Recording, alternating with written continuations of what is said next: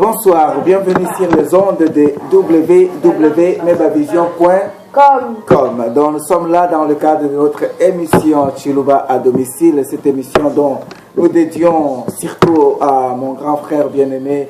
Zachary Bababa, c'est dont une fois nous avions parlé surtout dernièrement tous ensemble au mariage de votre fille dont je salue encore une fois Kinshasa. Rien que pour dire que la pensée continue et surtout nous ne voulons pas perdre nos repères. Chiluba facile ou Chiluba à domicile, c'est cette émission dont nous voulons découvrir les talents cachés dans tous les enfants Luba qui vivent en Europe pour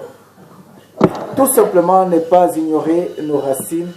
Et j'aimerais ne pas monopoliser la parole, mais vous présenter directement notre invité de marque. Et par là, nous imposerons aussi la loi et l'émission,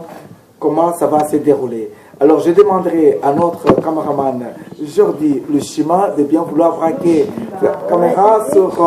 notre invité de marque afin que nous puissions parler d'ensemble. Merci beaucoup et ça c'est très bien cadré. Thank you. Alors, belle que tu es, que la gloire soit rendue au Seigneur. Merci. Présente-toi un peu ma soeur devant les gens qui ne te connaissent pas encore, mais de toute façon, ça serait dans la langue globale. Donc, le but de l'émission, toi et moi, nous allons parler ne fût-ce que 10 à 15 minutes sans pour autant que nous puissions parler un mot de français. C'est-à-dire quoi? L'un d'entre nous qui parlera un ou deux mots en français, il aura 1 à 2 points de moins par rapport à la cote qui est à 10. L'émission va commencer dans 5 minutes, c'est-à-dire pas même 5 minutes, nous allons faire le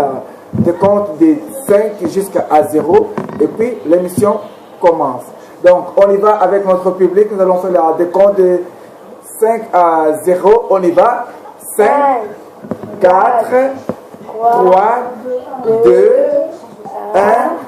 0. Let us go. Mwaban, nous allons kubenisha quand mshindi jua ambako tuni sombelu mwimpa ujileja wewe wakayeba mema jina jani meba kazadi wambia Vincent Meba pour Baba intime Bajibambani Meba Vision. Alors, ultimo kutambira jina jebangani mwabana. Mema jina jani Sekela Mpunga. Baba intime Bibish. Okay. Sekela Mpunga Bibish tamba moni mama Bibi. Jina ja papa mole jebangani. Chatwani kamu kwa jina jina Mpunga Mukaji. Papa Mpunga en tout cas Zambia alama moyo ba mwaba ujiko. Kati mama jina jendangani. Mama jina jenda Mbombo Minzani.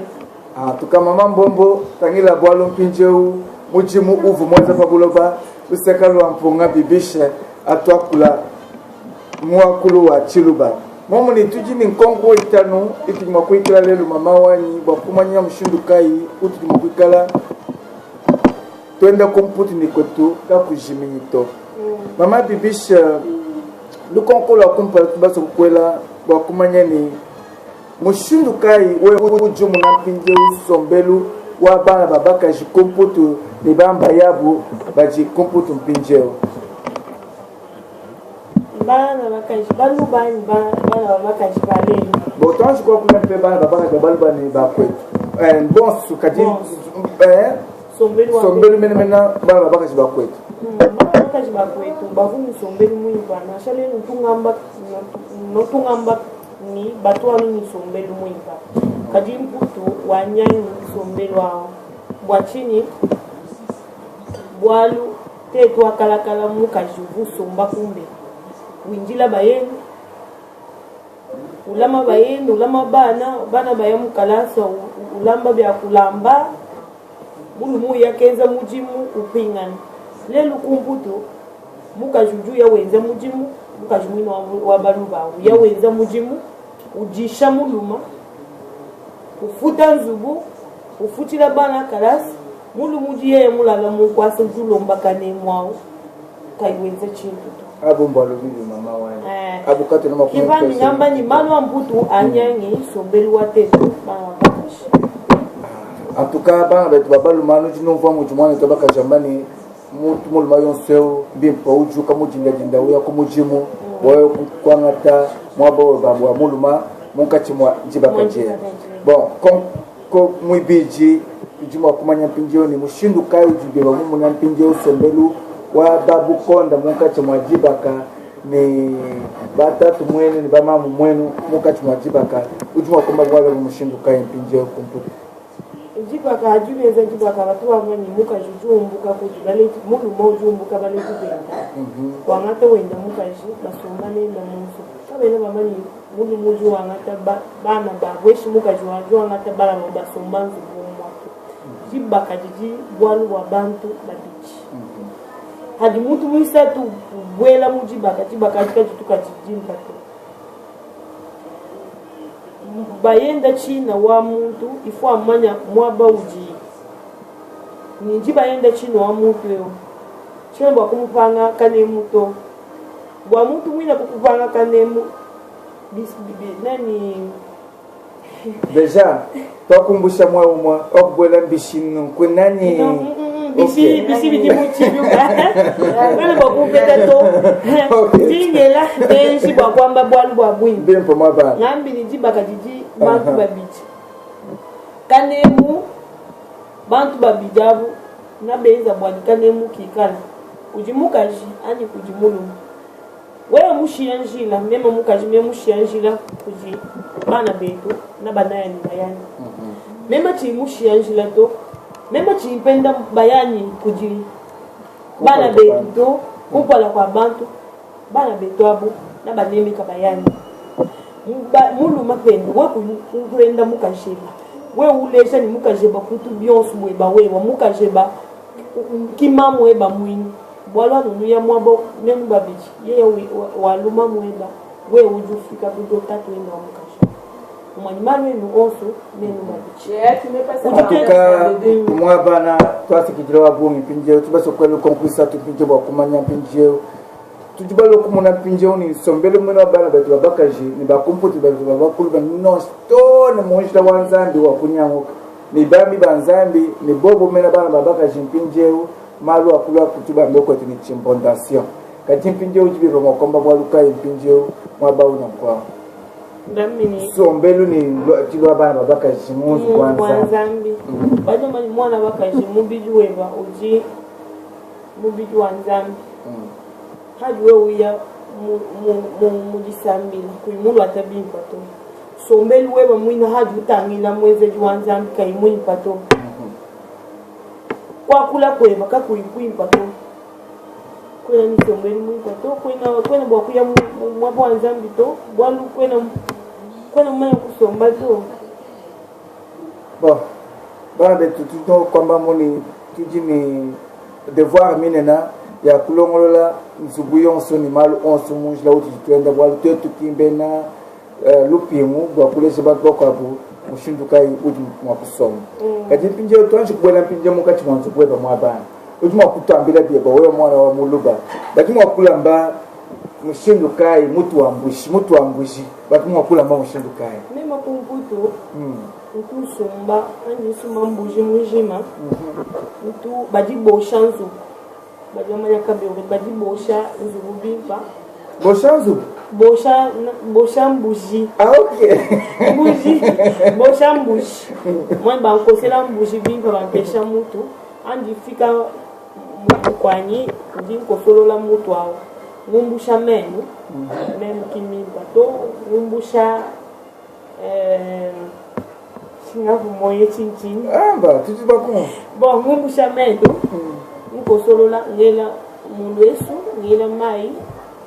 katu tutwele episto mumbushi mema njingela mafuta anu edutetu balu anchikonja makunza ngela kakesi nangata chibwa bweni chani ngela kamukela ngela kujika ni ndungu wabu ngela ndungu wakasanga ni ndungu kumbutu nakuta kasanga kwenye ngela ndungu sumba munemu ngela wabuni ndamu en tout cas bon tout mo kumva guwa una kwa jitu kujitala kweba watele kuloko kuteka una kwa kajipije gwanzolu nzolu achijwe abeli ndiko kula maza chidali mushindo nzolu bo achijwe abeli ujuko sa nzolu achijwe abeli mutu muimpa nzolu wetu wamputu hapo ujuwenda zolu juwenda kimba nzolu ajibika bifwe bitutetu jelito ya chibembe chamu chilaji na chitamu nzolu juwenda ukosolola nzolu wenda tetu vutosha adu oanga tanzolu umbusha masala nzolu wosha pa pachengen hamba makani udiwosha ushikisha upaspo ukosa nzolu wela mulwesu tuma iteba tukesa anu kama futa kebako ketuka kakonza wela kakesa mema ntungela no ndungwani yela ndungwani nganga tampinjo nkosa chilwa bweni ngela bana betwaye antuka minute ete okumanye jikumi ni bateri mwena wa ba kamera ka Jordi kakati katuleje ne katana jiba jangoni kapitomwa bana tujitomba moni twasi kitilo boni kujibami banzambi baji batambulisha bato tukufika to tukujale lutela moyi kuji pasteur wetu kabundi wale sa moyi nzambi anubanyisha nzambi anulama bo mijimu jibenza ku États-Unis takumana mijimu mikola pe bon sabano ko bana bo mukati baji bon tu vas londa mijimu yonsi benza nzambi anubanyisha bu tele menji kuji pasteur Valérie Luflo abu tele menji kuji pasteur Jojo tele menji kuji bambi banzambi bonso muluti baboni kato mokutela mene bonso to kadi nzambi yenu atulama nzambi yetu adbenisha tutupeka mpinjeu mei kujimama wetu bibisha ujima kwamba jija ndikiro mushindu kai kujibanta kulonda mpinjeu avant ku jigija mission wetu wale ndia ni hani bakwela moyi yela moyi kupata wani Jojo mwena katanga umva chiluba lelo Jojo ni mukajenda njimbela moyi mama Giselle ngela moyi kujiyaya ni kunanga bibola mami chitita nzambe abenesha bana boss babaluba lelu njitu kujetu ngingama bana boss babaluba bwalu lelu njitu kujetu en tout cas amu mjimwa mabisha betu bafabwipini bafabula nzambe anubenisha menja je kuje famille mbi ya mujima famille kazadi mujima famille mafuta mujima famille mpunga mujima ngomu minzani en tout cas nzambe anubenisha bonyi ku nzira wa mashini tuvoni Jordi mujima mwana wa mleji bokuti Joel Mbia Zambia tubenisha vya bongi toleka bimoyi kuti mianda titene titu mianda butinambi ujuse matoka dialogue nko Zambia kubenisha mianda bwa milambo Zambia tanulama ni malwe nonso moyi muka butitola luseka lwa ko États-Unis betu ko batwa nonko bantu bonso Zambia kubenisha vya bongi en tout cas tu vois risaka la ndekutamani Nzambe alama mena bébé Presina wa Mila Mbuyi wa Nyanda en tout cas kamba kabichinga ni mabano kaji lelo mutela kankosa bachilu muteleje lelo tumuleje ujumwana mulba mena kaji Nzambe wani akubenisha bya bunyi akulama bya bunyi moyo wabuye kabiji kutumwambia Nzambe pasteur apôtre Jean Robert Mukendi ne famille wenda mujima moyo kujichama ku Paris ne betu boss batu makala nsera yonso kuluseka nanga mena wewa bon kato twamba kabichinga kato komba ba ya bonito Zambia mu atbenisha adresse ujamu umwa bajiba mane www.mebavision.com Zambia tu atende chingani atubenisha anubenisha penu bye yo